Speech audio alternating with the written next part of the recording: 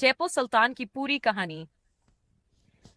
ابتدائی زندگی ٹیپو سلطان کا پورا نام فتح علی ٹیپو سلطان تھا۔ وہ 20 نومبر یہ سن 1935 کو دیون حلی بنگلور کے قریب پیدا ہوا۔ والد حیدر علی میسور کا طاقتور سپہ سالار اور بعد میں حکمران، ماں فاطمہ فخر النساء بچپن ہی سے جنگ، گھڑ سواری، تلوار بازی اور نشانہ بازی کی تربیت ملی۔ عربی، فارسی، اردو اور کنیڈا زبان جانتا تھا۔ قرآن و حدیث سے گہرا تعلق رکھتا تھا۔ حیدر علی نے شروع ہی سے ٹیپو کو میدان جنگ میں اپنے ساتھ رکھا، اسی لیے وہ کم عمری میں ہی بہترین جرنیل بن گیا۔ میسور کی سلطنت ایک مضبوط اسلامی ریاست تھی۔ انگریز، مرہٹے اور نظام حیدرآباد سب اس پر قبضہ چاہتے تھے۔ حیدر علی نے انگریزوں کو کئی بار شکست دی، مگر یم چھاچری میں ان کا انتقال ہو گیا۔ اسی سال ٹیپو سلطان میسور کا حکمران بنا۔ انگریزوں کے خلاف جنگیں۔ پہلی اور دوسری جنگ، یہ جنگیں زیادہ تر حیدر علی کے دور میں ہوئیں، لیکن ٹیپو سلطان نے ان میں اہم کردار ادا کیا۔ انگریزوں کو کئی محاذوں پر شکست دی، جدید توپ خانہ اور جنگی حکمت عملی استعمال کی۔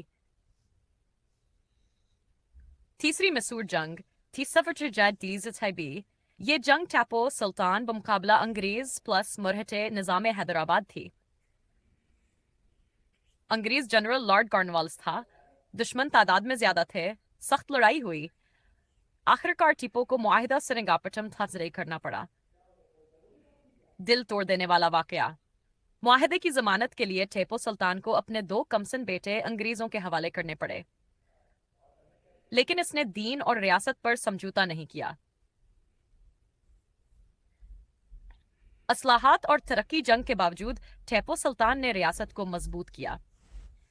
جدید راکٹ ٹیکنالوجی، دنیا کی پہلی ملٹری راکٹس، زراعت، صنعت اور تجارت کو فروغ، سکے اپنے نام سے جاری کیے، مساجد، مدارس اور عدالتیں قائم کیں، شراب، سود اور ظلم پر پابندی۔ خود کو خادم اسلام کہتا تھا۔ وہ خلافت عثمانیہ، فرانس اور افغانستان سے تعلقات رکھتا تھا تاکہ انگریزوں کو مقابلہ کیا جا سکے۔ چوتھی اور آخری میسور جنگ۔